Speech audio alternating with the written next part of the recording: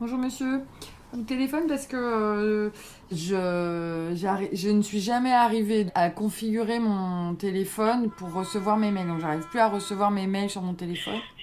Ok, alors votre boîte a été migrée sur Office 365. Voilà, alors ça a commencé un peu à merdoyer, si je puis me permettre, à partir de cette migration. Non, mais c'est parce qu'en fait, je vous explique. Je me souviens très bien du jour où mon vieux Nokia 3310 a rendu l'âme. Il y a presque 10 ans maintenant. D'accord, alors. Je suis rentrée dans une boutique de téléphonie mobile et j'ai alors acheté déjà, mon j'arrive tout pas à premier le faire, smartphone. Parce que j'essaye de le faire, mais évidemment. Sur le coup, j'étais pas plus surexcitée que ça. L'écran tactile, l'accès à Internet, même l'appareil photo intégré, je trouvais ça gadget. Bon, alors là, j'arrive pas à le faire. Ce petit machin noir, tout fin, tout lisse, je m'en suis pas méfiée au début. Ça va être compliqué si je peux pas avoir... Aujourd'hui, il a pris une place délirante dans ma donc vie faudrait que je me mette sur et je sais pas Teams, quoi en il faut que je penser. vous rappelle,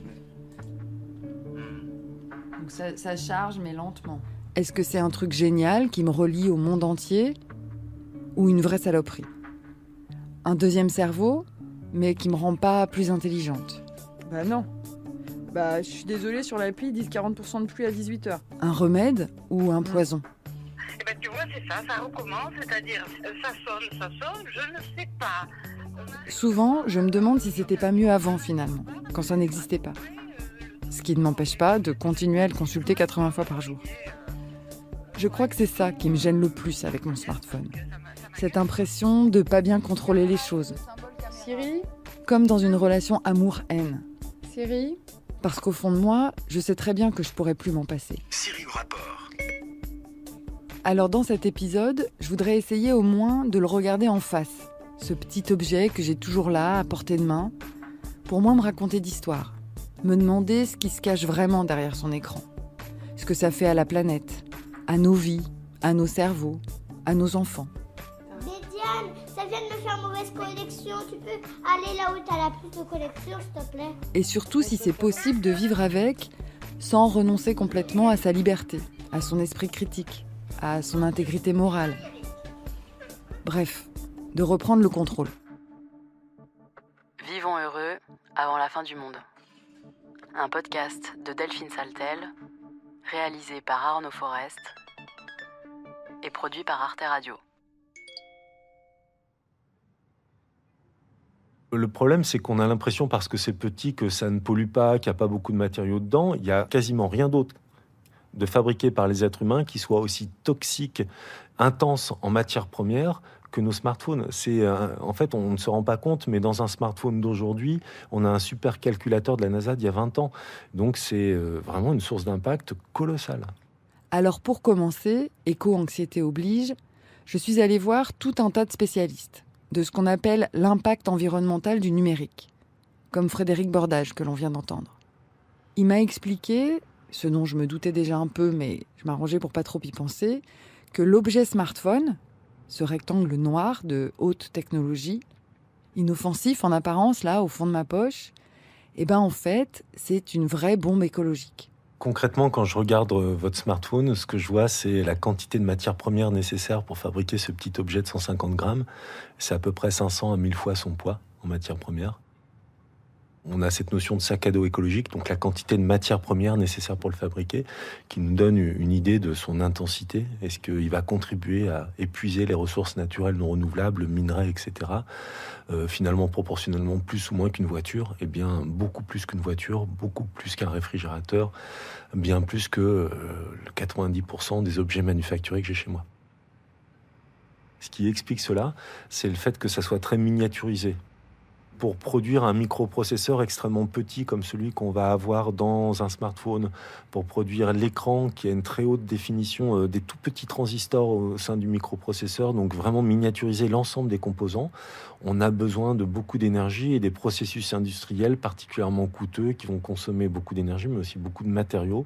C'est pas très sexy à expliquer comme ça dans un podcast, mais donc un des gros problèmes, c'est que pour fabriquer ces bijoux high-tech, en plus du pétrole pour les parties en plastique, il faut beaucoup de métaux, de minerais et d'éléments chimiques différents.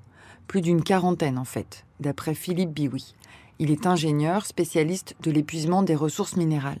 Alors, on va trouver des choses un petit peu classiques comme le cuivre qui va servir dans les contacteurs, dans les câbles, dans les interrupteurs. Mais on va trouver aussi des métaux précieux comme l'argent qui sert beaucoup dans l'électronique, comme l'or qu'on trouve dans les microprocesseurs, des métaux comme le lithium ou le cobalt dans les batteries. Et puis ensuite, vous allez trouver plein de poudres de perlimpinpin un peu bizarres. Alors terbium, l'yttrium, le gadolinium qui vont servir à faire des couleurs dans les écrans LCD. Du néodyme qui sert dans les micros, dans les haut-parleurs. Vous allez trouver du platine dans les disques durs. Vous allez trouver de l'indium qui est utilisé pour avoir un écran tactile. En fait, l'oxyde d'indium éteint, c'est à peu près le seul composant chimique qu'on a trouvé qui soit à la fois transparent et conducteur, et donc qui permet de détecter qu'on appuie avec le doigt. Voilà à peu près le genre de choses qu'on trouve dans un smartphone. Ils ont des jolis noms poétiques, tous ces composants que m'a énuméré Philippe Biouy, mais ils ont surtout un défaut. C'est qu'on ne les trouve pas juste en ramassant des petits morceaux par terre. Dans la liste des ingrédients de nos smartphones, il y a les fameux métaux rares, ou terres rares. Moi, je pensais que ça voulait dire qu'il y en avait très peu sur la planète, mais Frédéric Bordage m'a expliqué que c'est pas tout à fait ça que ça veut dire. Les terres rares sont des minerais qui sont extrêmement abondants et qui sont très bien répartis partout sur Terre. Par contre, qui sont en très faible densité, et donc il faut extraire de très grandes quantités de terre, et donc il faut brasser bien plus de tonnes ou de mètres cubes de terre pour pouvoir en extraire de toutes petites quantités de ces minerais. Et c'est ce qui fait le fait que ça coûte cher en main-d'œuvre et qu'il y a beaucoup d'impacts environnementaux associés à l'extraction de ces fameuses terres rares qui sont des minerais comme les autres en fait. Impact environnemental, c'est clair, c'est la formule consacrée. Mais c'est un peu abstrait, presque un euphémisme au fond. 1, 2, 3. Alors j'ai appelé Françoise Berthoud, Ça marche très bien. une ingénieure en recherche informatique, et elle m'en a remis une couche. On entend tous parler de problématiques de mines, notamment en Amérique du Sud, mais aussi en Afrique, parce que ça commence à poser des problèmes pour les populations locales. Ça détruit plus de paysages. D'ailleurs, au passage, du coup, ça détruit de la biodiversité. Il y a des tas de manifestations de populations locales. On a même vu ça en Guyane française pour l'or, qui ne veulent pas de mines parce qu'elles savent que derrière, il va y avoir des problèmes d'eau. Et parce que ces mines, elles utilisent de l'eau dont les gens ont besoin pour arroser leur jardin. Et puis, il va y avoir des problèmes de pollution d'eau. Et c'est pour cette raison que les pays développés qui exploitaient des gisements de terres rares ont décidé d'exporter finalement et de déléguer cette production à la Chine, qui en a fait une véritable arme économique et qui livre une guerre économique au reste du monde depuis 15 ou 20 ans. Parce que c'était plus facile d'aller exporter nos impacts environnementaux et les aspects sociaux dans un pays comme la Chine plutôt que de les conserver chez nous. Donc en fait, on a littéralement arrêté de produire des terres rares dans les pays développés parce que ça avait trop d'impact sur l'environnement. On a préféré l'exporter ailleurs en Chine.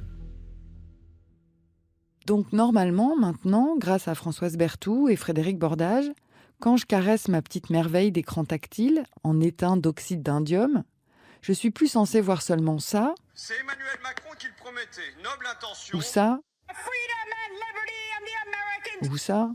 J'ai du soleil sur la peau. Enfin, non. C'est aussi ça qu'il faudrait que j'arrive à visualiser. Les 40 000 enfants esclaves en République démocratique du Congo, qui travaillent dans les mines de coltan, les paysages défoncés, les nappes phréatiques à sec. Et on n'a même pas parlé des data centers qui stockent nos données et marchent souvent au charbon. C'est moche, ce qui se cache derrière mon téléphone. Mais ce qui est encore plus moche, quelque part, c'est la manière dont j'arrive à l'oublier, à regarder ailleurs. Parce que c'est trop moche, justement. Et que mon cerveau résiste. Je me retrouve face à un constat implacable. Mon smartphone est une saloperie d'appareil du diable qui fait du mal aux gens et à la planète. Pour être cohérente, il faudrait que j'arrête, tout de suite. Mais ça, c'est pas possible, c'est trop compliqué d'y renoncer, et moi, je suis plutôt quelqu'un de faible. Donc l'autre solution, c'est de me raconter des histoires, pour diminuer le malaise, en fabriquant mes propres petites fake news dans ma tête. Par exemple, en me disant « c'est pas grave, si ça pollue tant que ça, les smartphones, on n'a qu'à les recycler ». D'abord, pour pouvoir les recycler, il faudrait les collecter. Or, On est très très loin de collecter même 50% des smartphones qui existent sur Terre. Je crois que les chiffres d'aujourd'hui, c'est entre 15 et 20%. Tous les autres, ils se retrouvent dans des tiroirs, c'est encore le moins pire, mais surtout dans des lieux inadaptés, dans la nature, enfin dans des décharges sauvages, etc. Ça, c'est le premier problème. À la rigueur, on pourrait faire des progrès sur la collecte. Mais il y en a encore un autre, plus compliqué. Dans une mine, par exemple, de cuivre, on ne trouve pas seulement du cuivre. Souvent, il y a d'autres métaux qui sont associés. Peut-être au maximum 5 ou 6 métaux associés qu'on va pouvoir récupérer. Mais dans un smartphone, il y en a 50 des métaux. Donc en fait, vous vous retrouvez, si vous déchiquetez, si vous faites bouillir le truc pour que ça fasse une espèce de pâte de métaux, vous vous retrouvez avec une pâte, c'est une image bien sûr, mais vous vous retrouvez avec une pâte où il y a 50 métaux qui sont tous mélangés.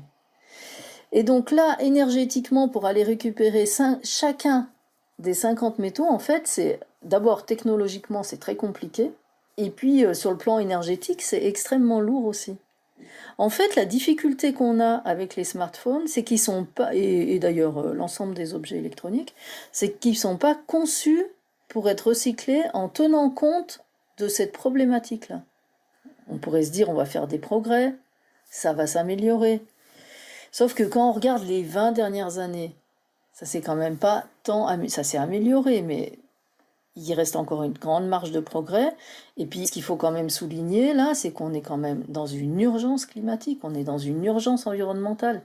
Aujourd'hui, on peut toujours faire des plans sur la comète à se dire qu'on va faire des progrès, mais ça suffit plus, il y a trop d'urgence. Donc aujourd'hui, la mesure la plus efficace qu'on puisse faire par rapport à ça, c'est juste d'arrêter de consommer autant de smartphones. Je dis pas de supprimer de la Terre les smartphones, je dis pas ça, mais arrêter de les consommer à ce rythme.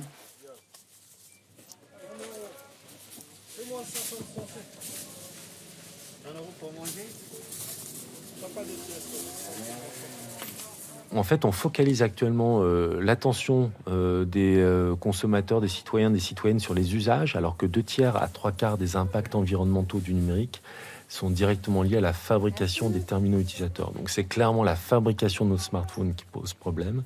Et si on veut agir de façon efficace au quotidien en tant que citoyenne et citoyen, c'est très simple, il faut juste allonger la durée de vie de notre smartphone. Plutôt que de céder au bout de 18 mois à Paris, 24 mois en France, céder aux sirènes marketing et remplacer un smartphone qui fonctionne encore, eh bien, il faut simplement ne rien faire. Bonjour, je vais prendre 2 filets de merlan, s'il vous plaît. Le garder au fond de sa poche le plus longtemps possible, jusqu'à temps qu'il rende vraiment l'âme. C'est finalement très simple. Non, merci. Dans ma famille, on est protestant des deux côtés depuis, à mon avis, au moins 28 générations. Donc, garder son téléphone portable le plus longtemps possible, c'est une solution qui m'arrange plutôt, qui flatte une forme de radinerie héréditaire. Mais c'est pas si simple, en fait, de les maintenir en vie, ces engins. En tout cas, moi, dès que ça se détraque un peu, je me sens comme une poule devant un couteau. Le côté high-tech, en fait, il est paradoxal, parce que d'un côté, quand on utilise ces termes, on a l'impression de machines extrêmement perfectionnées, mais derrière, il y a une fragilité, en fait, qui est liée au degré de complexité de tous ces objets. Dans une sorte de boîte noire, un peu, enfin le smartphone, c'est un peu l'analogie avec cette espèce de monolithe noir dans le film 2001, l'Odyssée de l'espace, dans lequel à la fois des singes et les humains tournent autour en se demandant qu'est-ce que c'est que ce truc et comment ça fonctionne.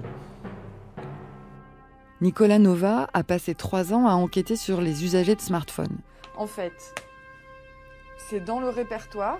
à observer comment les gens vivent avec, J'ai les numéros. en France, en Suisse, aux États-Unis, Et je sais pas comment. au Japon même. Il y a une partie de mes contacts qui a disparu, mais ils sont encore en mémoire. C'est-à-dire...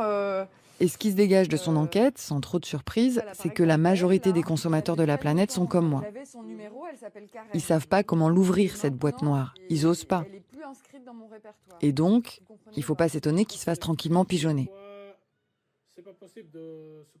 Précisément, ce que les fabricants et les opérateurs ne veulent pas, c'est qu'on aille farfouiller dans les appareils, qu'on apprenne à les réparer, à se débrouiller tout seul, qu'on change leur manière de fonctionner. La majorité des smartphones sont effectivement pas faits pour être ouverts, réparés, transformés. Alors ils le sont dans la pratique. Hein. On sait que Apple ou d'autres fabricants à leur suite ont utilisé des vis avec 5 lobes, hein, on dit pentalobés, qui faisaient qu'il y avait, au moment où c'est sorti, pas de tournevis en magasin pour les ouvrir. Évidemment, quelques temps après, il y a toujours des gens de manière non autorisée qui ont développé ces tournevis. Donc il y a une espèce de course aux armements. C'est aussi ressenti comme si on était contre nous en tant qu'utilisateurs. En général, à ce stade de la réflexion, je passe par une phase bonne résolution éco-responsable. Et oui, j'avoue, j'ai caressé le projet flamboyant de m'inscrire à un Repair Café associatif mensuel. Mais ça n'a même pas duré 2 minutes. Parce que Nicolas Nova m'a expliqué que ça n'existe pas vraiment, en fait, ce genre d'initiative pour les smartphones. Ou plutôt, quand ça existe, personne n'y va. C'est pas comme un vélo ou un grille-pain, un smartphone. Si tu veux reprendre la main sur l'appareil, il faut te former à la micro-soudure de composants électroniques, ou apprendre le chinois pour commander sur le net des pièces détachées qui sont toutes fabriquées à Shenzhen, ou carrément coder comme un hacker en fait. Tu peux le faire, mais c'est un travail à mi-temps. Ce qui est plus surprenant dans ce que me dit Nicolas Nova, c'est qu'à mon petit niveau, descendre chez le gars du café internet au coin de la rue, c'est déjà pas si mal. Toutes ces petites boutiques qui ne sont pas forcément affiliées aux industriels ont une maîtrise de la réparation.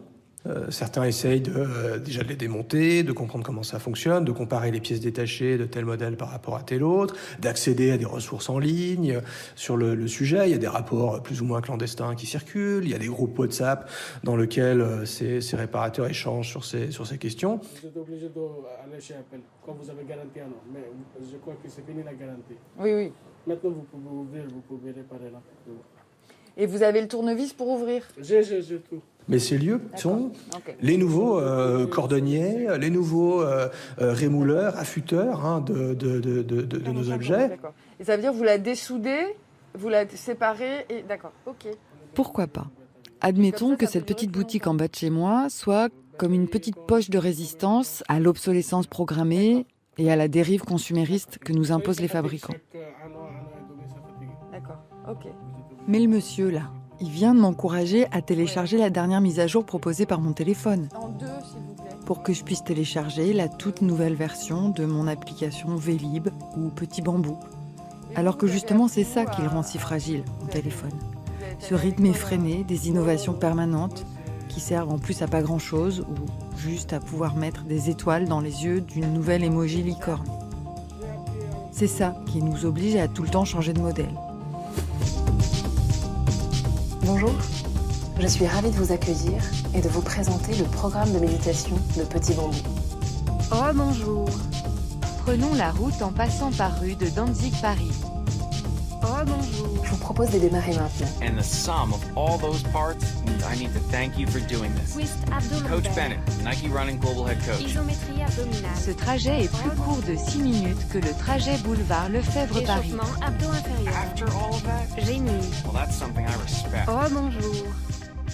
Toute la société fonctionne avec le rythme qui devient compatible avec le smartphone. Mais quand on n'a pas ça, il faut se décaler de l'ensemble de la société. On ne peut pas juste se décaler de l'objet, il faut se décaler de l'ensemble de la société, vivre autrement. Je ne dis pas vivre complètement à la marge, mais un petit peu. Et du coup, ça demande vraiment un effort. Et c'est vrai que si on s'y mettait tous ensemble, on pourrait dire, on va demander à Apple de nous faire un téléphone avec moins de fonctionnalités, pour aller vers les justes besoins. Par exemple, mesurer mes pulsations cardiaques toute la journée ou savoir combien je cours, je m'en fiche.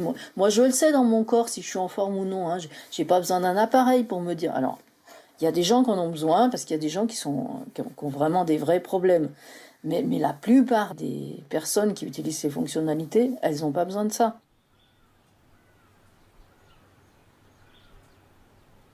Cet entretien avec Françoise Berthoud, je l'ai fait en plein confinement, à distance, par Skype.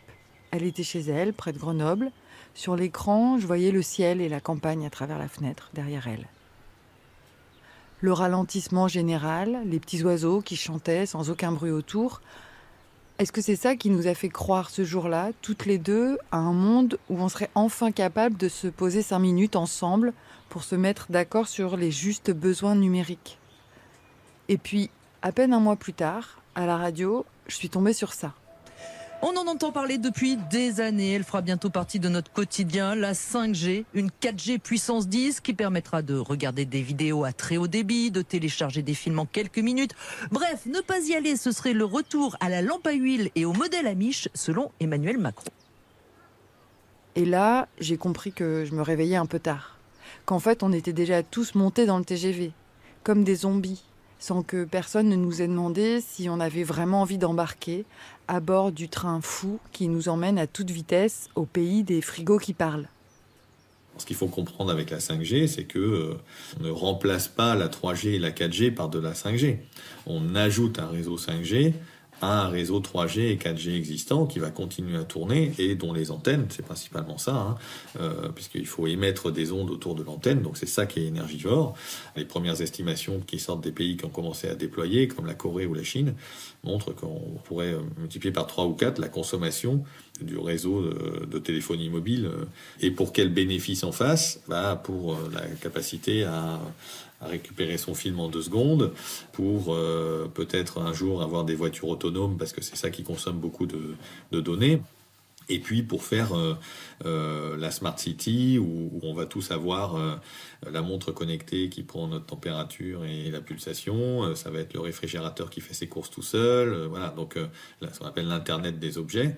Et enfin, je suis pas sûr qu'aujourd'hui le consommateur ou le citoyen ait forcément envie que sa priorité, ça soit le réfrigérateur qui fait ses courses tout seul. Ces yaourts sont riches en protéines. Je me suis permis d'en commander 2. J'espère que vous aimerez.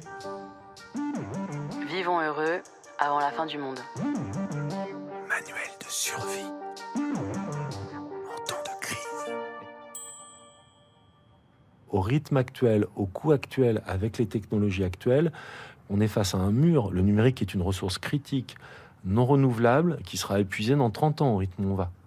Et donc, il faut trouver des alternatives au tout numérique. Le sujet, c'est que le tout numérique est un luxe qu'on ne peut plus se permettre en tant que société. Le numérique devrait être un outil au service de la résilience de l'humanité. Aujourd'hui, c'est un outil qui précipite notre effondrement, littéralement. Pourquoi ? Parce que pour une dernière nuit d'ivresse numérique, on épuise à très grande vitesse cette ressource. Voilà. C'est comme ça, grâce à Philippe Bioui et à Frédéric Bordage, que j'ai entamé une nouvelle phase dans ma vie. Après l'aveuglement volontaire, la lucidité anxiogène. Maintenant, dès que je dégaine mon téléphone, pour n'importe quoi, écouter un clip de France Gall en streaming dans le métro, regarder le temps qu'il va faire aujourd'hui chez mes parents, j'ai des visions de Sodome et Gomorrhe. Mais bizarrement, cette prise de conscience ne débouche pas sur grand-chose d'autre. J'ai vu. Laisse tomber, je te dis. Chloé et Alix, elles ont plus le CE1. N'importe quoi. Je te jure. Et aussi, Margot aussi, hein, on a depuis qu'elle a 7 ans. On n'avait pas de touch. Bon, moi, je trouve que c'est trop tôt. Oui, mais tout le monde dit ça, mais autour de toi, tu verras bien que personne n'a pas d'iPhone. Et surtout que moi, après, je suis toute seule et... Ouais, écoute, c'est la vie d'être toute seule. Tu te fous de moi, là? Non, si t'es toute seule, tu serais toute seule, voilà. Non, je serais pas toute seule. J'aurais mon iPhone. C'est fou que parce que les autres le font, on est obligé de le faire, tu vois. Moi, j'ai envie d'en avoir un parce que, de toute façon, si j'en ai pas, ce sera juste, je me sentirai seule, en fait. Parce que tout le monde en aura un. Et aussi, tu dis, c'est pas avant 15 ans, mais si tu veux, Margot, Ludivine, elle s'occupe bien de ses enfants. Et pourtant, ces enfants, ils ont leur iPod depuis leurs 7 ans, donc... Ça me fait flipper, moi, en fait. Ouais, voilà.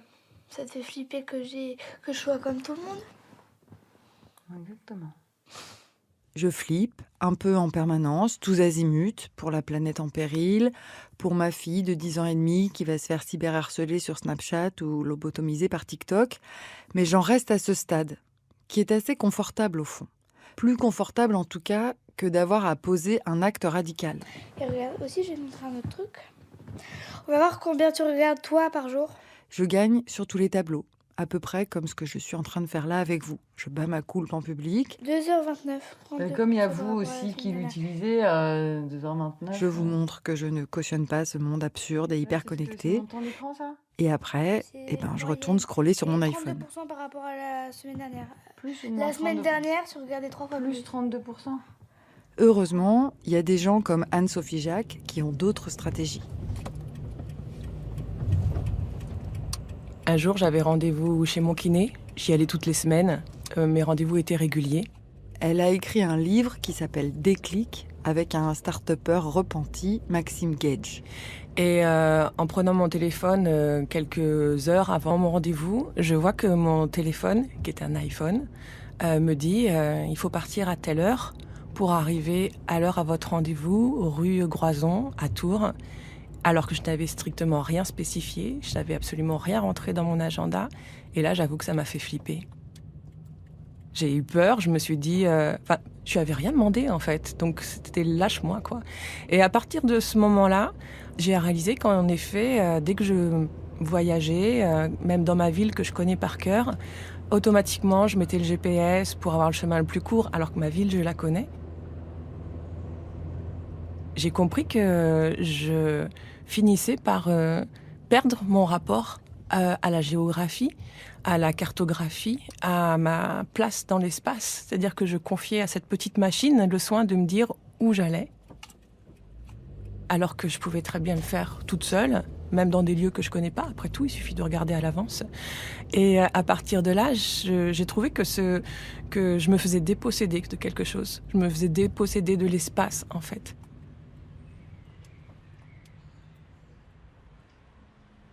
Là, il y a eu un point de bascule. Ça m'a fait revisiter toute la façon dont j'utilisais cet outil. À partir de là, j'ai acheté un Michelin pour pouvoir voyager. Il est à l'arrière de ma voiture. Alors, c'est un vieux truc, ça se trouve, il n'y a pas les bonnes routes. En tout cas, il n'y a pas les nouvelles. Mais au moins, je me dis que quand je vais me déplacer partout en France, je vais tâcher de me repérer dans l'espace comme je savais très bien le faire avant. Et voilà comment on peut aussi dire à l'objet qui a tendance à être très intrusif, bah non, reste à ta place en fait, reste à ta place d'outil. Tu es là pour m'aider, mais tu es pas là pour me dire quoi faire. Il n'y a pas si longtemps encore, je me serais moqué gentiment de sa carte Michelin en papier. Mais maintenant, je me demande pourquoi il n'y a pas un peu plus d'Anne-Sophie Jacques sur la planète. Pourquoi on continue à faire ce que l'on fait quand on sait ce que l'on sait. Ça me rappelle ce qu'expliquait le neuroscientifique Sébastien Boller il y a quelques mois, dans le premier épisode du podcast. Pour lui, si on fonce comme ça dans le mur en toute connaissance de cause, c'est pas vraiment de notre faute. Ça vient de notre cerveau, en fait. Notre cerveau, il vient d'époques très très reculées. C'est-à-dire que c'est un organe qui est très puissant, mais qui s'est construit au fil de millions d'années d'évolution. Et donc, il a des motivations très profondes qui lui sont dictées par des structures cérébrales qui sont situées vraiment au cœur du cerveau, et notamment par une zone clé qui s'appelle le striatum. Et ce striatum nous incite à rechercher certains comportements sans même qu'on s'en rende compte, en nous récompensant avec du plaisir quand on le fait. Et le plaisir, il nous le donne avec cette fameuse molécule qui s'appelle la dopamine. Pendant toutes ces époques au Paléolithique, chez nos ancêtres préhistoriques, on a survécu en réalisant ces comportements qui étaient gages de survie et qui, à chaque fois, nous donnaient de la dopamine pour nous récompenser, pour nous inciter à continuer. Et parmi ces grands comportements, il y avait notamment la recherche d'informations, absolument cruciale pour un hominidé dans la savane, pour survivre.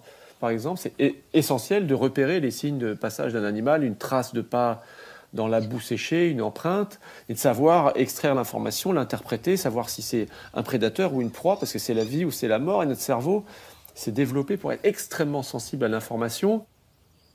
Et donc ce centre cérébral qui nous vient du fond des âges et qui a été habitué à nous donner de la dopamine à chaque fois qu'on trouvait de l'information, se retrouve d'un seul coup parachuté dans un monde qui est saturé d'informations. Eh bien, il est absolument incapable de résister parce que lui a été programmé pour prendre toute information qui se présente sans limite fixée a priori. Le résultat est catastrophique. Le résultat, c'est exactement comme pour l'alimentation, c'est le même principe. On a un besoin qui est inassouvi au départ et qui rencontre une société de pléthore, ça donne l'obésité. Et pour l'information, ça donne l'infobésité. À ça s'ajoute le fait que ce système de dopamine de notre striatum, il a tendance à se lasser. C'est-à-dire que si on lui donne constamment la même quantité de stimulation, en l'occurrence la même quantité d'information, finalement, au bout d'un moment, ça l'ennuie un peu. Et le seul moyen de relancer la production de dopamine, c'est d'augmenter les doses. Donc on ne peut pas se détacher finalement du support d'information. Si on quitte ces notifications, si on quitte ce réseau social, à ce moment-là, il y a un vide. Et donc c'est vraiment une forme d'addiction qui fait que finalement, on consomme de l'information comme de la matière première, mais inutile, ça tourne en boucle parce qu'en fait l'offre d'information dépasse les capacités d'un cerveau humain aujourd'hui. Là, je suis pas tout à fait d'accord. Que c'est inutile ou que ça tourne en boucle. Tout ce temps passé à s'informer sur nos téléphones, c'est pas exactement du temps perdu. Ce serait trop facile de verser comme ça dans la technophobie primaire. Par exemple, le livre de Sébastien Boller, Le bug humain, précisément, je suis tombée dessus en zonant un soir sur mon smartphone. Mais bon, pour toutes les fois où effectivement je reste scotchée en position junkie sur mon écran tactile, je suis contente d'avoir un diagnostic à poser, Homo erectus, téléguidé par ses neurones. Donc, je me demande, Anne-Sophie Jacques, pourquoi elle arrive à résister ? Elle n'a pas le cerveau câblé pareil que moi ? Pire, c'est-à-dire que depuis le mois d'août, je ne lis plus une seule actualité. C'est-à-dire que non seulement sur mon téléphone, je n'ai plus accès à l'application du Monde que je lisais tous les jours, mais je n'y vais plus du tout. C'est-à-dire que je suis au courant de rien. Je viens vous voir ici à Paris, je ne sais pas du tout où en est le Covid, je ne sais pas du tout où en est la... Pas que je m'en fous, au contraire. Je suis quelqu'un de très intéressé, très investi dans la politique. Mais je fais la démarche depuis 2 mois et demi, j'ai l'impression d'être au cercle des alcooliques anonymes, mais je fais la démarche de ne plus m'informer de ce qui se passe dans le monde pour récupérer de l'espace, vraiment. Et une qualité de réflexion, d'analyse que j'avais totalement perdue. Donc les amis à qui je dis ça sont ahuris, bien sûr. Et j'ai une amie l'autre jour qui me dit oui, là c'est bien, tu peux, tu as le loisir, mais moi je suis prof à la fac. Quand j'arrive devant mes étudiants, il faut que je sache un peu ce qui se passe quand même dans la vie. Et je lui ai dit, eh bien pourquoi ? Après tout, t'as le droit en fait. T'as le droit d'arriver devant eux et de leur dire désolé, mes étudiantes, mes étudiants, peut-être que je vais vous sembler à l'ouest sur des choses, mais c'est pas grave, je vous le dis et je m'y autorise et j'aimerais que vous m'y autorisez. Et elle m'a regardée, elle m'a dit c'est une bonne idée. On peut vraiment prendre ce droit à la déconnexion et le droit de ne plus être complètement malmenée, parce que je trouve que c'est de la maltraitance, par ce flux d'informations, de magma bouillant. Et c'était un droit que j'invite tout le monde à prendre, en fait. Trop forte, Anne-Sophie Jacques. Plus forte que son striatum. Mais est-ce qu'elle pourra tenir longtemps comme ça ? Surtout que si j'ai bien compris Sébastien Boller, le smartphone ne détraque pas seulement notre besoin primitif d'information. Dans notre cerveau préhistorique, il y a aussi d'autres besoins qui nous rendent tout aussi dépendants à notre smartphone. Le besoin de statut social, par exemple. Aujourd'hui, on arrive dans un monde où les possibilités d'avoir du statut social sont rendues illimitées par le côté virtuel de la chose. Quand vous allez sur les réseaux sociaux, aujourd'hui, vous avez 2 milliards de personnes par jour qui se connectent à des réseaux sociaux et qui peuvent tous, quelque part, gagner du statut social sur un mode virtuel. Ça, c'est des choses qu'on observe en IRM aujourd'hui dans les laboratoires de neurosciences, On peut voir en direct ce qui se passe dans le cerveau d'un internaute quand il va sur un réseau social. Quand il gagne un like, libération de dopamine. Quand il perd un like, privation de dopamine. Et donc évidemment, il faut y retourner sans arrêt pour maintenir la machine à dopamine en route.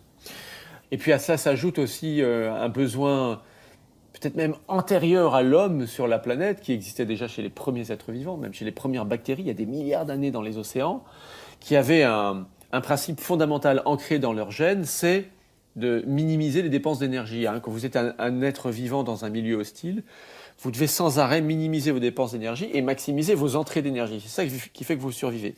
Ça s'appelle l'homéostasie. Et dans le cerveau humain, ça se matérialise par des neurones très précis de notre striatum, qui nous récompense par de la dopamine à chaque fois qu'on arrive à minimiser nos efforts. Donc on cherche en permanence en fait à en faire le moins possible. Alors quand vous avez la possibilité d'avoir de l'information et d'avoir du statut social tout en minimisant vos efforts, simplement en touchant un écran, en sortant un appareil de votre poche, là vous avez finalement la quadrature du cercle. Vous arrivez à résoudre l'équation ultime de notre striatum qui veut avoir le plus d'informations et le plus de statut social tout en faisant le moins d'efforts possible. Vertigineux un petit peu les neurosciences, ça pourrait même rendre carrément fataliste, faut se méfier. Mais ça y est, enfin, j'ai l'impression de comprendre pourquoi je me sens comme un zombie, incapable de réagir, de décrocher de ce foutu smartphone. Et c'est peut-être ça le déclic que j'attendais désespérément depuis le début. Tilter que dans cette histoire, mon cerveau est pris au piège de son propre jeu. Alors bien sûr, c'est juste un début, un modeste frémissement, mais peut-être que je tiens là une piste pour reprendre le contrôle. Résister un peu plus dignement à toute cette économie du numérique qui, pendant ce temps, exploite joyeusement les faiblesses de mon striatum et mes données personnelles. L'hiver dernier, j'avais installé un jeu de Scrabble, pour jouer au Scrabble.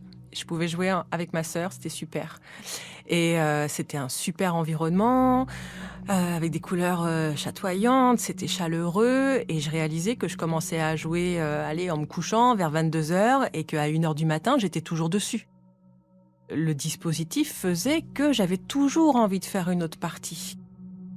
Et donc, il faut justement interroger cet usage qui fait qu'on bloque littéralement. On bloque parce que l'application, le jeu en l'occurrence, l'environnement, fait tout pour qu'on reste là. Pourquoi ils ont envie que je reste ? Parce que plus je joue, et plus ils sont susceptibles de capter à la fois de mon attention, ça c'est super, et donc de me vendre de la pub, parce qu'évidemment, comme je suis radine et que je ne veux pas payer pour un jeu en ligne, j'ai la version gratuite, donc j'ai des pubs qui m'arrivent à chaque fin de jeu. Et elles veulent que je reste aussi parce que c'est une façon pour elles de savoir exactement ce que je fais, à quelle heure je le fais. Et donc, ça dit beaucoup aussi de moi et de mes comportements. C'est ça la donnée, en fait. Nos données personnelles, c'est pas juste j'ai écrit un mail ou j'ai fait un jeu. Quand j'ouvre cette fenêtre avec cette application, je permets à l'opérateur, à celui qui a développé l'appli, de rentrer dans mon intimité, d'être avec moi, dans mon lit, sous ma couette, à jouer aux jeux débiles. Et quand on dit « il faut faire attention à nos données », c'est qu'il faut surtout faire attention à ce qu'on donne de nous. Il y a des choses qui sont de l'ordre du privé, de nos affects, de nos émotions, de nos ressentis, qu'on ne peut pas leur donner. En les donnant, on devient des objets qui sont autant de petits pions à qui on peut vendre n'importe quoi, n'importe comment, n'importe quand. Et c'est de ça dont on doit se protéger, en fait. Pour se souvenir de la puissance que représentent en fait nos données, j'aime bien regarder finalement qu'est-ce que représente la puissance financière aujourd'hui des entreprises qui en tirent le plus profit. Que sont Google, Apple, Facebook, etc. Et si on regarde, leur valeur en bourse, c'est de l'ordre du 1000 milliards. Donc ça a dépassé la valorisation de Exxon, donc du pétrole. En fait, aujourd'hui, le minerai, la matière première qui est la plus rentable à extraire, ce sont nos données personnelles. Le problème, c'est que en fait, aujourd'hui, il y a d'autres acteurs qui utilisent ces capacités de ciblage qui sont extrêmement puissantes, qui sont des acteurs politiques. Et là, leur intérêt, ce n'est plus d'utiliser cette capacité de ciblage pour convertir à l'achat, mais ça va être pour convertir, à voir le monde d'une certaine manière, pour être influencé dans l'exercice de ses droits en tant que citoyen au sein d'une démocratie. Ils expliquent très bien, Anne-Sophie Jacques et Maxime Gage. Ils donnent des exemples concrets et tout. Mais personnellement, savoir tout ça ne m'a jamais empêché de cliquer sur « J'accepte ». Moi, j'accepte dès qu'un site ou une application demande si je suis d'accord avec les conditions générales d'utilisation. J'accepte la gestion des cookies, j'accepte tout. Mais à présent, j'ai une petite clé à actionner. Et elle est dans ma tête, donc. Vous avez une partie plus consciente de votre cerveau située à l'avant, le cortex préfrontal, qui peut, de certains temps, dire non, attends, prends le temps de la réflexion. Plus on nous propose les choses rapidement, plus notre cerveau se déshabitue aussi à attendre. De plus en plus de personnes vont être finalement confrontées à une offre instantanée, vont y céder, et donc vont pas être obligées de muscler la partie frontale du cerveau qui nous permettrait d'attendre. Donc, c'est un cercle vicieux. Plus vous déshabituez votre cerveau frontal à agir, plus vous avez besoin de produits et d'offres instantanées, et plus les offres instantanées prospèrent. C'est pour ça qu'on va toujours plus vite. Et on est de moins en moins capable de patienter et d'opposer finalement à l'attrait de l'instantanéité le souci de responsabilité, le souci rationnel de protection de nos données, de réflexion des orientations qu'on veut donner à nos existences ou de comptes qu'on demande aussi à long terme à ceux qui nous gouvernent.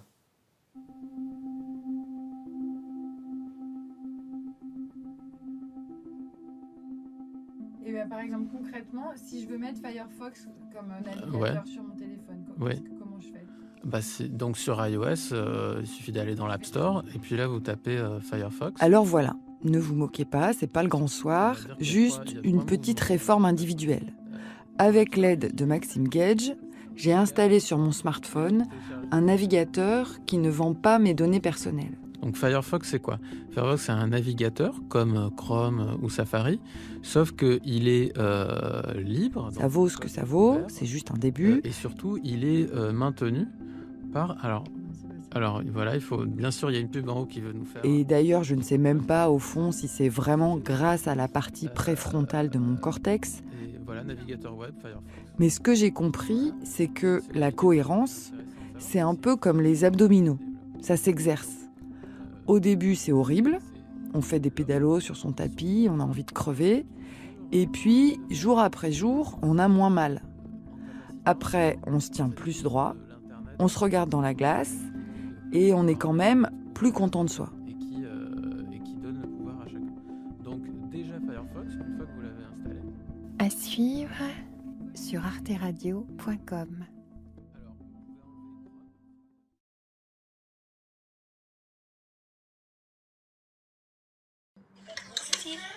Quoi ? Je prends une vidéo. Ouais, sauf que j'ai plus de batterie et on a besoin. Chut. Après ça, on fera une vidéo petite. Bisous. Franchement, tout va trop vite. Chloé et Alix, elles ont le PCE1. Elle, ma fille aînée. Et aussi Margot aussi, on a depuis qu'elle a 7 ans. Elle a même pas 11 ans et demi. Donc je crois que j'aurai le droit pour la 6e si elle a les droits à 7 ans. Et déjà, son seul et unique objectif dans la vie, c'est d'avoir un smartphone rien qu'à elle pour sa rentrée en 6e. Et je pense que j'ai le droit, Ok, bon, maintenant il faut... Maëlle, elle a un iPhone 8. 10h30. Dès qu'on se retrouve tranquille toutes les 5 minutes, elle me coince entre 4 yeux et elle démarre son argumentaire. Okay. Et tu vois, là, tu mets ça, et si c'est pour... Il y a, c'est l'iPhone de votre enfant, ou c'est votre iPhone, et tu mets un mot de passe que je ne connais pas. Comme ça, je pourrais pas me mettre 24 heures sur 24 le truc.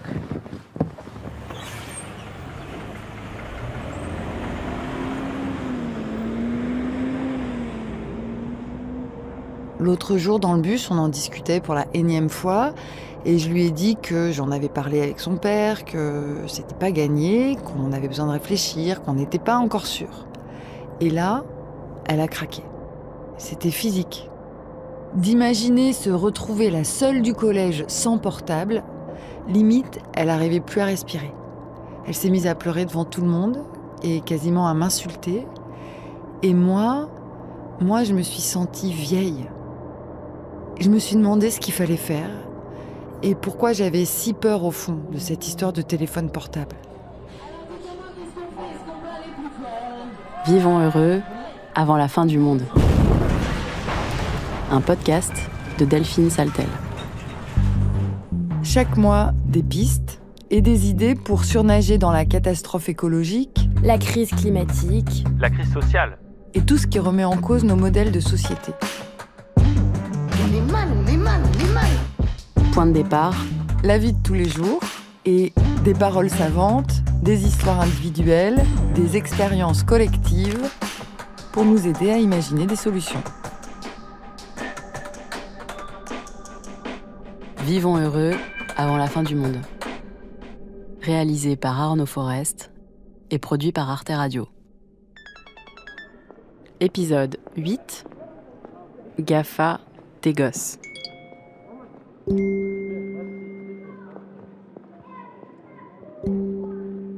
Si je m'écoutais, je lui dirais non à ma fille. Pas de portable, pas tout de suite, point barre. Mais c'est difficile à tenir comme position. D'abord parce que moi-même j'y suis scotchée en permanence à mon smartphone, et puis surtout parce que je n'ai pas encore d'arguments solides, vraiment concrets. Je crois que le truc qui m'angoisse le plus avec le smartphone, c'est les réseaux sociaux. Plus exactement, le narcissisme de masse qu'il nous impose. Ce mélange d'exhibition et de voyeurisme numérique dans lequel on se vautre tous, plus ou moins. L'injonction à se mettre en scène, à s'exposer, à se vendre, en mode autopromo, des perches à selfie. Salut, aujourd'hui, ma soeur, ma copine et moi, on va se faire un truc hyper cool. Elle arrive dans 2 minutes. J'ai peur que ma fille tombe là-dedans. Ça va être hyper cool. Qu'elle y perde son temps, son intelligence, sa vie privée. Donc, comme d'habitude, j'ai appelé à l'aide d'autres cervelles que la mienne. Un juriste, une pédopsychologue, une sociologue, une psychanalyste même, pour essayer de comprendre un peu mieux cette société d'exposition qui a transformé notre rapport aux autres et à nous-mêmes. Bon, alors déjà, si vous voulez Instagram, vous savez très bien ce qui se passe déjà. Mais si vous suivez que sur YouTube, eh bien, laissez-moi vous annoncer que je vais me marier. Pourquoi la planète entière se retrouve comme ça à raconter sa vie en ligne et à y espionner celle des autres ? J'ai envie de kiffer en fait, j'ai envie de kiffer ma vie, j'ai envie de me balader à la plage. D'où vient ce désir irrésistible ? Pourquoi ça nous fascine autant ? Et vers où ça nous mène ? Et surtout, comment cohabiter en bonne intelligence avec une progéniture shootée au défi TikTok ? Bon, allez, hop. Non mais là... La première personne que je suis allée voir, c'est une psychologue clinicienne, Sabine Duflo. Elle travaille dans un centre médico-psychologique avec des enfants et des adolescents. Et elle ne m'a pas parlé tout de suite des réseaux sociaux en soi, mais de ce qu'elle observe dans les familles, avec les écrans en général. Aujourd'hui, je sais qu'il y a un nouvel invité dans chaque famille qui s'appelle les écrans, en particulier smartphone.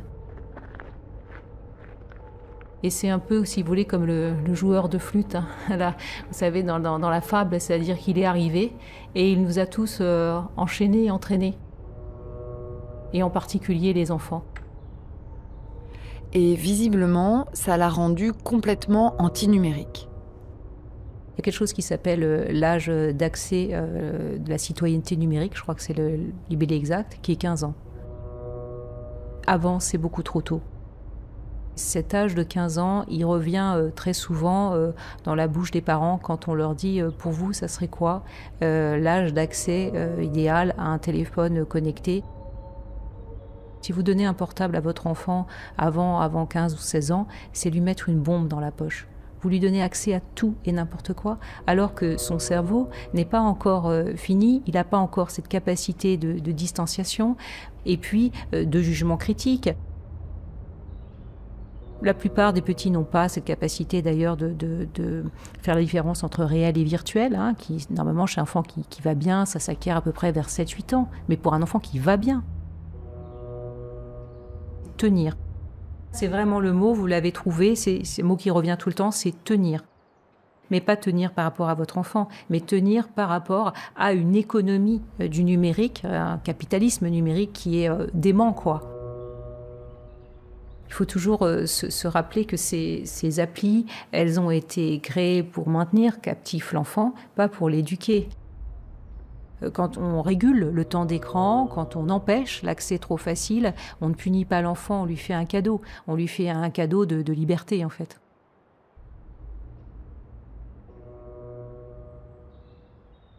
Évidemment, Sabine Duflo, là, elle vient de me donner des arguments en béton pour recadrer ma préado. Moi, la dame que j'ai vue, là, la pédopsie, elle m'a dit que c'était pas avant 15 ans. Oui, mais tout le monde dit ça, mais autour de toi, tu verras bien que personne n'a pas d'iPhone. Et surtout que moi, après, je suis toute seule et... Si t'es toute seule, tu seras toute seule, voilà. Mais est-ce que c'est pas aussi en train de me transformer en Cruella, cette espèce de technophobie primaire que j'ai tendance à développer en vieillissant ? Cet accès immédiat, permanent à des images empêche de développer quelque chose d'essentiel, c'est la capacité à se sentir bien quand on est seul, c'est-à-dire à savoir que le trésor le plus important, il est en nous. Voilà. Une expérience que je reprends souvent, qui est racontée dans le livre de Manfred Spitzer qui s'appelle « Les ravages des écrans ». Ici, cette expérience qui a été faite auprès d'étudiants, on leur proposait 2 situations possibles, soit de rester dans une pièce avec une chaise vide, nue, pendant 1 quart d'heure. À l'issue de cette expérience, ils touchaient même un peu une petite rémunération. Et puis, 2e type d'expérience où ils étaient laissés seuls dans une pièce, 15 minutes, mais avec des sons qui étaient désagréables de temps en temps et sans rémunération. Eh bien, la majorité des étudiants choisissent l'expérience 2. C'est-à-dire l'idée même de se retrouver seul, qui est en fait la condition pour qu'il y ait création, pour qu'il y ait pensée. Seul face à soi-même est intolérable. Pour des grands, là je parle des grands, vous vous rendez compte ? Donc ils préfèrent l'expérience désagréable à l'expérience du vide.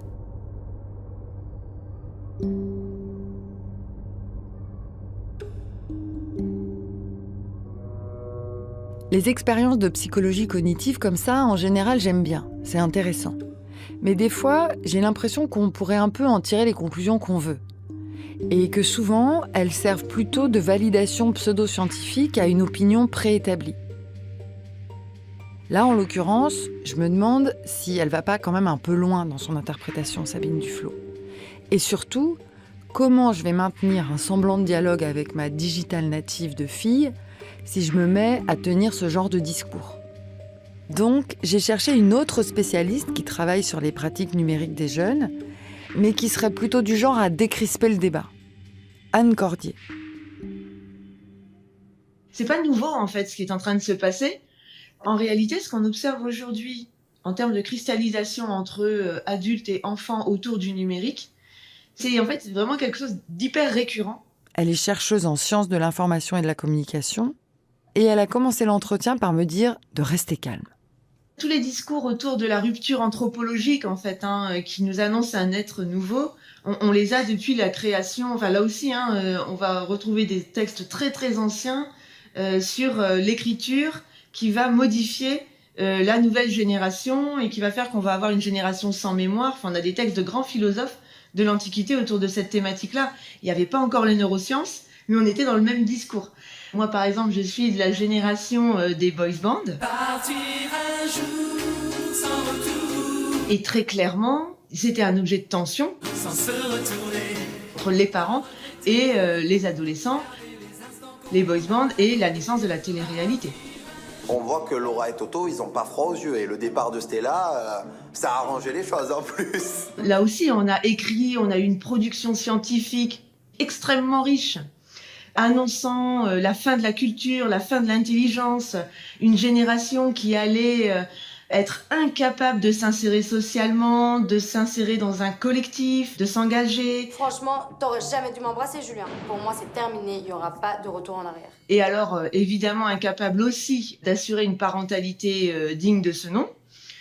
Bon, bah, on en est là aujourd'hui. Ah, donc César, il est gaulois et elle est romaine ou un truc comme ça, ou vice-versa. Et donc, cette tension faite entre adultes et enfants autour du numérique, c'est une tension qui, pour moi, en fait, se cristallise certes là, autour du numérique, mais sans vouloir être pessimiste, dans 10 ans ou 15 ans, se cristallisera autour d'autres choses. Enfin, voilà, c'est assez systématique, en fait. Et c'est peut-être là d'ailleurs qu'il y a une vraie interrogation à avoir, c'est pourquoi on n'est pas capable de dépasser cette tension que finalement on a tous vécu aussi en étant nous-mêmes jeunes. Ça fait toujours du bien de remettre les choses en perspective. Et chez Anne Cordier, c'est pas juste une posture. Parce que quand elle travaille, elle va voir de près, dans les collèges et les lycées, en posant des questions en longueur aux élèves sur ce qu'ils font avec leur téléphone, leur pratique des réseaux sociaux, ce que ça leur fait, ce qu'ils en disent. Le discours dominant aujourd'hui autour du numérique et des risques, entre guillemets, encourus par les jeunes, c'est d'abord un discours homogénéisant. Les jeunes, la jeunesse, l'adolescence. Alors que on va rarement nous dire les adultes. Et c'est aussi, moi ça c'est quelque chose qui me paraît très important, c'est un discours déresponsabilisant. T'es allée sur TikTok? Oui, Quand? 7 minutes. Quand? Checker.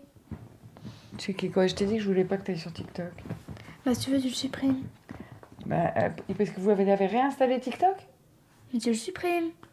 Paradoxalement, alors qu'on est face à des personnes qui vont systématiquement dire « il faut avoir des usages responsables, etc. », en réalité, on prive systématiquement l'enfant ou l'adolescent de sa capacité de faire preuve d'initiative, d'intelligence au sens strict du terme, c'est-à-dire de repérer, d'avoir une grille de lecture et de repérer ce qui est bon pour lui à un certain moment ou de s'adapter à certaines situations. On le prive de ça, ce qui est très grave, hein, parce qu'en réalité, on nie le principe d'éducabilité de l'individu quand même, hein, qui est, pour moi, me semble-t-il, le principe fondateur de l'être ensemble.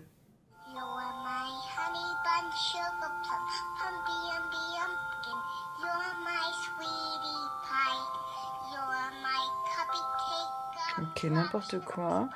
Attends, mais tu peux m'expliquer comment ça marche, quelqu'un qui connaît pas? Bah, tu vas découvrir. Là, par exemple, tu mets Charli D'Amelio. C'est qui Charli D'Amelio? C'est une star TikTok Nina parle tout le temps. Qu'est-ce qu'elle fait? Des vidéos. Elle danse tout le temps. Tu la trouves belle? Non, mais elle danse super bien. 5,4 millions vues. Pour rien, elle fait juste comme ça, quoi. Mais tu te rends pas compte de la difficulté de faire de la danse? T'arriverais à faire ça, toi? Non, mais bon, enfin... C'est pas non plus une folie, quoi. Il faut sortir de la caricature. Il y a effectivement, hein, de tout ça, on va pas se mentir. On n'est pas non plus dans le monde des bisounours. Hein. Il y a effectivement une exposition de soi qui peut surtout... nous gêner, nous qui n'avons pas eu, en fait, à vivre avec ce double numérique et avec cette injonction à la présence numérique, parce que c'est une injonction sociétale et adolescente. Mais il y a quand même souvent une très grande réflexion dans la façon de faire et de plus en plus de règles aussi qui sont édictées entre eux.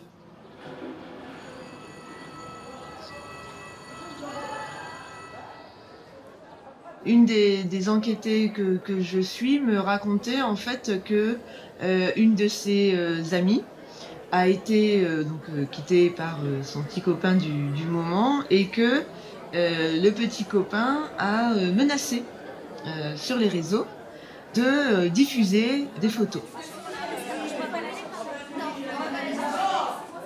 Et en fait, il y a eu toute une réaction d'amis en fait de ce copain en question qui vraiment l'interpellait, quoi. Il lui disait non, ça se fait pas, ça se règle pas comme ça. Enfin, et c'était très intéressant de voir aussi le nombre qui lui disait nous, on va te quitter si tu fais ça. Et en fait, la menace de casser la sociabilité, le lien social avec l'autre, a fait que il n'est pas passé à cette action de vengeance, quoi. Et donc ça, c'est quand même assez intéressant de voir comment ils s'organisent entre eux en fait pour réguler.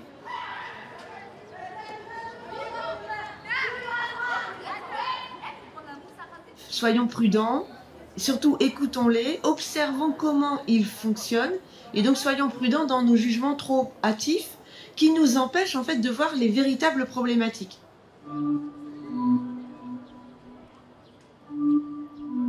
Ce que je comprends petit à petit en écoutant Anne Cordier, là, c'est qu'à travers ma fille de 11 ans et demi, ce que je juge, et ce qui m'inquiète au fond, c'est peut-être mes propres comportements sur les réseaux sociaux.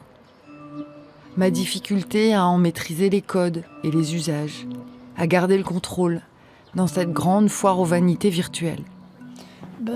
C'est un divertissement, quoi. Après, c'est un divertissement, c'est pas plutôt une perte de temps, la site. En plus, ça met la pression, elle est super canon. Donc t'as envie d'être comme elle, après tu te trouves moche, c'est sûr que tu la regardes, la Charlie D'Amelio, tu la regardes, après c'est pas Charlie D'Amelio, mais... Non, mais tu vois ce que je veux dire ? J'ai envie d'être comme eux, hein. Je focalise sur les risques que court mon enfant, et ça m'évite de me poser trop de questions sur moi, de regarder en face ce que nous, les adultes, on y fabrique, à quoi on participe, et ce que ça implique collectivement. Je sais pas. En tout cas, c'est pour ça que je suis allée interviewer le juriste américain Bernard Harcourt. Il a écrit plusieurs livres sur le numérique et je me suis dit qu'il pourrait m'aider à dépasser cette espèce d'attraction-répulsion dans laquelle je me drape, mais qui m'empêche de réfléchir. C'est un monde qu'on ne connaît pas tellement bien, nous, les boomers. On n'a pas été élevés avec ce monde, on n'était pas avec nos amis dans ce monde. On était dans un monde vraiment entièrement analogique, physique. Il n'y avait pas de téléphone mobile, il n'y avait pas d'ordinateur. C'est inconcevable aujourd'hui de penser notre vie, hein. On n'était pas devant un écran tout le temps. Et on ne se voyait pas quand on était petits nous-mêmes. Je veux dire, bon, il y avait le miroir, et puis c'est tout. Ce sont des changements fondamentaux de conception de la vie privée. Et donc, ce qui est stimulant avec Bernard Harcourt, c'est que tout boomer qu'il est, lui, il ne s'en tient pas au stade de la déploration. Non, il travaille, la philosophie du droit notamment. Et il a mis en place une notion hyper éclairante, je trouve, celle de société d'exposition. Une société, la nôtre, qui attise en nous le désir narcissique de s'exposer et surtout qui l'exploite. Quand Edward Snowden, par exemple, nous a révélé toute la manière dont notre information est captée, non seulement par Google et Amazon et Facebook et tout ça, mais ensuite captée vraiment, pris directement par le gouvernement américain, la NSA, mais aussi en France. C'est pas comme si, donc, on parlait beaucoup de George Orwell et de 1984. Et ce fameux telescreen, l'écran qui nous regardait tout le temps, vous vous rappelez, le telescreen. Eh bien non, le gouvernement ne met pas un écran dans notre salon. Par contre, il y a Facebook, il y a Twitter, on se présente, on dit tout, on utilise Google pour toutes ses recherches, toute cette information est captée, on utilise Amazon pour acheter tout ce dont on a besoin, tout ça. Et donc, il n'y a que de la surveillance, mais c'était pas comme si la surveillance était imposée sur nous de cette manière. Nous, on n'est pas emprisonnés, c'est plutôt on se présente, on donne toutes nos données sur nos téléphones, etc., sur nos réseaux sociaux, etc. Coucou tout le monde, je vous retrouve dans une nouvelle vidéo. C'est comme si on se plaçait dans un palais avec tous nos selfies, on voulait se regarder, on voulait se voir dans des miroirs, on voulait se voir dans un palais transparent, un palais d'exposition. On habite maintenant dans un palais d'exposition. C'est bon, on est en haut de l'île, je suis content, on en a fait tout ce qu'on pouvait faire sur l'île, c'est-à-dire pas grand-chose en final. Bien sûr, c'est du narcissisme, mais c'est plutôt une nouvelle, toute une nouvelle éthique de comment on se présente.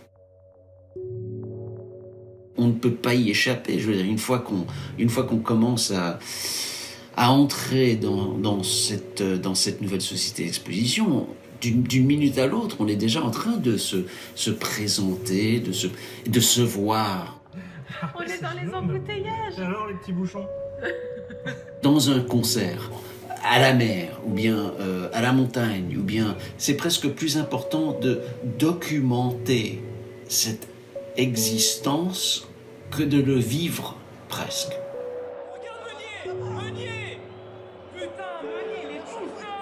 Et j'ai cette impression aujourd'hui que quand on n'a pas son mobile et qu'on ne peut pas créer cette mémoire numérique du moment. Et c'est comme si presque on n'y était pas. Cette image du Palais des Glaces, je l'ai trouvée très fine. Plus fine en tout cas que la critique que je plaquais jusque-là sur les réseaux sociaux et leur grand déballage narcissique. Alors qu'en fait, je dois bien le reconnaître, c'est plus plaisant que ça, de se promener sur les timelines, de jouer à faire défiler les images, de poster, de partager. C'est ludique, c'est vivant. Et ça sert à rien de le nier parce que la vraie question, elle est là, dans le plaisir qu'on y trouve. C'est ça qui fait marcher le système de la surveillance généralisée, le plaisir. Et puis, bien sûr, c'est à travers ça qu'on donne toutes nos informations.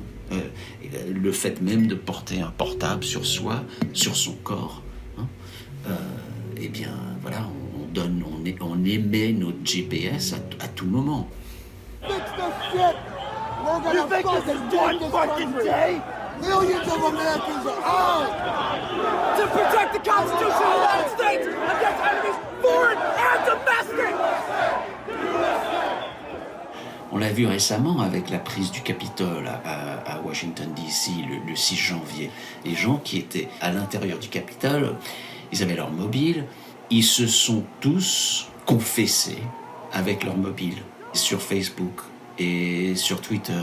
Ils se sont exposés et c'était vraiment très facile pour le gouvernement américain de savoir exactement qui était à l'intérieur entre 2h et 4h de l'après-midi.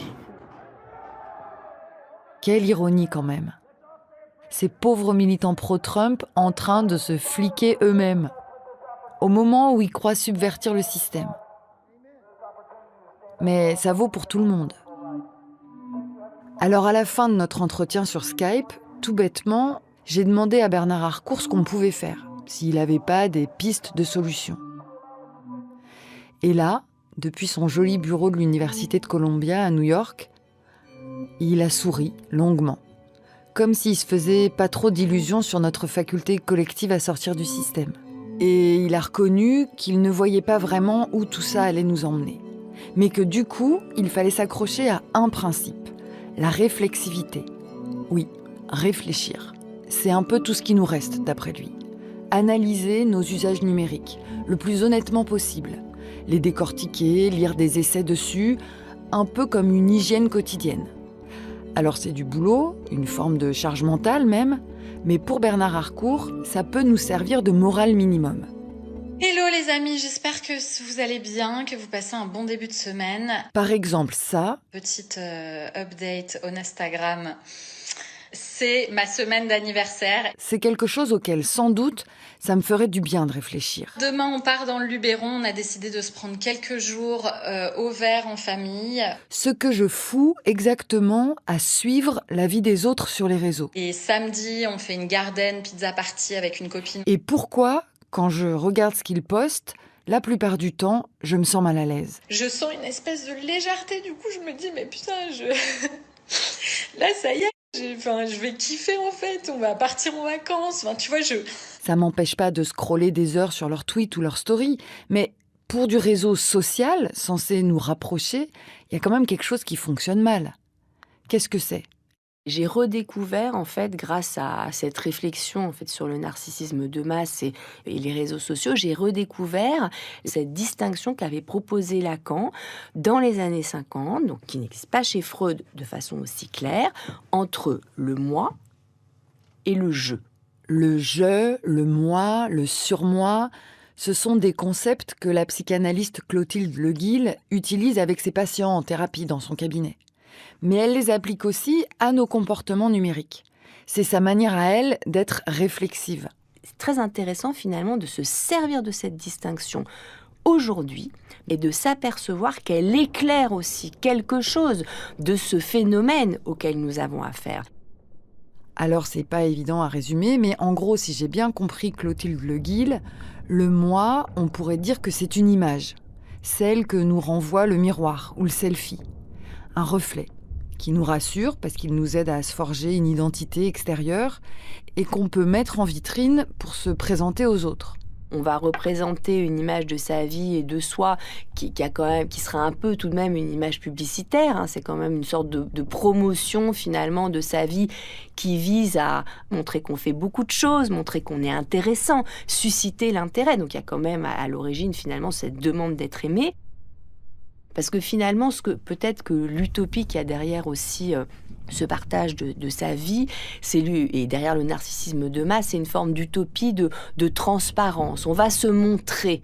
Voilà, juste en toute transparence, voilà ce que je vis. J'espère que ça vous aidera d'entendre ça, j'espère que ça vous permettra, vous donnera l'autorisation de vous arrêter si vous êtes des workaholics aussi. Et soyons des militants de la vulnérabilité sur Instagram, quoi. On Instagram, on veut du vrai. Il faut, ça suffit. Bas les masques. Et finalement, ce que ça omet, ce que cette logique omet, c'est le fait qu'aucun de nous n'est transparent à soi-même. Nous avons tous une part d'énigme, nous sommes chacun confrontés à travers nos angoisses, à travers nos rêves, à travers nos cauchemars, à ce qu'on ne comprend pas de nous-mêmes. Voilà. Et ce qu'on ne comprend pas de nous-mêmes, c'est peut-être aussi ce qu'on a finalement de plus précieux. Cette facette plus complexe de nous-mêmes, plus intérieure, plus obscure, elle relèverait plutôt du je, c'est-à-dire du sujet qui parle et qui cherche toujours à comprendre qui il est. Peut-être que le je que chacun cherche, puisque finalement chacun cherche à prendre la parole en son nom propre, eh bien le je ne se réduit pas au moi. Ce n'est pas que le moi est antinomique avec le je, mais c'est que le moi n'est qu'un des versants du je. Pour Lacan, c'est celui qui a à voir avec cette image du corps. Et le je, lui, il se découvrirait davantage, par exemple, non seulement à travers ce qu'on peut dire de soi ou à travers l'histoire qu'on peut avoir, l'histoire qui peut remonter parfois même au-delà de notre naissance, mais aussi à travers, par exemple, nos rêves et nos cauchemars, à travers nos angoisses, à travers nos symptômes, à travers nos souffrances. Et finalement, la question est de savoir, justement, si les failles que chacun rencontre dans son existence méritent d'être abordées, d'être traitées dans ce bain de foule numérique. Voilà, donc une fois de plus, je suis dans un activisme de vulnérabilité sur cette plateforme parce qu'on ne voit jamais des gens qui pleurent, on voit jamais des gens qui vont mal, on voit jamais des gens qui disent que c'est dur. Et enfin, il faut le dire, quoi. Et moi, ce qui m'intéresse, c'est quand même le statut de l'intimité. C'est-à-dire quel sort on réserve à son intimité aujourd'hui. Et je pense que peut-être il y a une chose importante à transmettre, par exemple, à nos enfants. C'est qu'il y a effectivement des choses qu'on peut partager. Et ça peut être réjouissant de les partager, des expériences qui sont même faites pour être partagées sur ces réseaux d'amis. Mais il y a aussi peut-être une part qu'on a le droit de ne pas partager. Une part qu'on peut garder pour son intimité. Une part qu'on peut garder aussi pour ses amis uniques et réels en qui on peut avoir confiance. Il est important, en fait, de ne pas donner tout de son être, de son angoisse, finalement, à une foule anonyme. Voilà. Ça vaut ce que ça vaut, mais moi, ça m'a aidé pour dépassionner les conversations en famille. Assieds-toi. Ça, c'est mon ancien téléphone. Donc, j'ai acheté chez le monsieur une carte prépayée. Pendant 30 jours, t'as SMS illimité et t'as, je crois que t'as... Ah, c'est nul. Attends, moi j'ai jamais... Non mais d'accord, j'ai compris. Pour l'immédiat, moi ce qui m'intéresse, c'est que tu puisses demain envoyer des textos à papy quand il vient te chercher à la gare. D'accord. Bien sûr, avec ma fille, on n'a pas parlé explicitement de Lacan, ni du moi et du je, mais au fond, c'est à ça qu'on a réfléchi toutes les deux. Et toi, si tu devais poster des choses, t'aimerais poster quoi ? On serait plutôt des danses, des trucs pour se vanter, quoi, tu vois. Ah pour bon ? être cool, quoi, tu vois. Pour être à jour, tu vois. Mais quelle copine serait pas vraiment... Mais c'est juste pour t'afficher, quoi. Quand tu dis t'afficher, ça veut dire quoi? Montrer montrer ta vie, dire voilà, ça c'est trop cool et tout, et cacher les facettes pas cool, quoi, tu vois. Oui, mais si tout le monde fait semblant d'être cool ou semblant d'avoir une super vie, t'as envie de participer à ça? Non, pour l'instant, mais peut-être que quand tous mes amis le feront, pour la millième fois, peut-être que j'aurai envie de le faire. C'était bien, je trouve, d'arriver enfin à se poser ensemble pour décider ce qu'on va organiser. Quand inévitablement, un jour ou l'autre, elle aussi, elle ira se promener dans le Palais des Glaces. Tu vois, c'est tous tes amis. Ah, mais toi, t'as pas un compte TikTok? Ah bon? Qu'elle aura besoin d'outils. Et tout, t'es là, non, j'ai pas de compte TikTok, tu vois. D'idées, de réflexivité pour ne pas s'y perdre. Du coup, je suis à côté de la plaque et voilà, quoi, tu vois. Tu sais comment ça s'appelle, ça? Être sur la touche. Ouais, mais du coup, ça s'appelle une injonction. Genre, vu que tout le monde le fait, tu le fais, voilà. Je me suis dit qu'Anne Cordier, la chercheuse en sciences de l'information que j'avais interviewée au début, aurait sans doute été fière de nous. C'est une responsabilité sociétale de structurer, de restructurer et de reconfigurer notre être ensemble. Et cette responsabilité sociétale, elle n'évacue pas les moins de 18 ans. Ils sont dedans, ils font partie de notre société. Et c'est pas nous qui décidons de leur société. Vous savez, ça m'amuse toujours quand on dit on prépare la société des adultes de demain. Non, on prépare la société d'aujourd'hui et ils sont là, ils sont pas passifs jusqu'à l'âge de 18 ans dans notre société. Donc le vivre ensemble se cultive et se travaille, et parfois au sens étymologique du terme, c'est douloureux, tous ensemble en fait.